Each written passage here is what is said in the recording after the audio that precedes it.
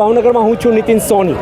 નવલા નોરતાને હવે ગણતરીના દિવસો બાકી છે, ત્યારે વન્ડરલેન્ડ અને કરણ સોપારિયા દ્વારા ફર્સ્ટ પ્રી નવરાત્રિનું આયોજન કરવામાં આવ્યું છે.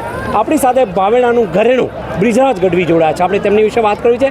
બ્રિજરાજભાઈ, સૌથી પહેલી વાત છે, ભાવનગરમાં જે પ્રકારે કાર્યક્રમ અપાયો, શું કહેશો? ભાવેણું તો ભાવેણું છે, ભાવેણું કલા નગરી છે અને આ આપણી સંસ્કૃતિની ધરોહર અહીંયા રોમે રોમમાં અહીંયા માણસોમાં પુરાયેલી છે.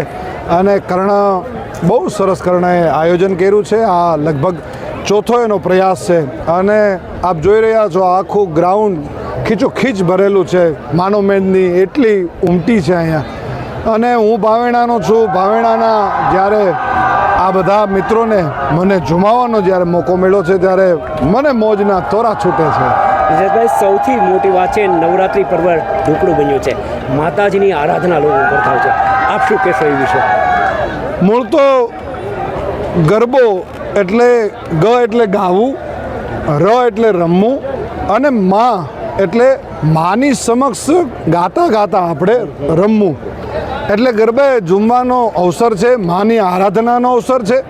જેમ કૃષ્ણ ભક્તિના દિવસો આવે છે, જેમ શિવ ભક્તિના દિવસો આવે છે, એમ આ રાજરાજેશ્વરી જગદંબા આઈના આ દિવસો નવલા નોરતા આવે છે.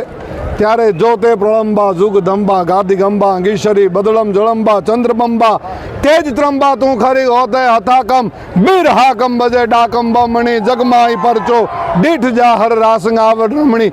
જ્યારે માં રાસ રમતી હોય ત્યારે એક પગ એનો ખેબરખાટની ઉપર હોય છે અને એક પગ એનો હિમાલયની ટોચની માથે હોય છે.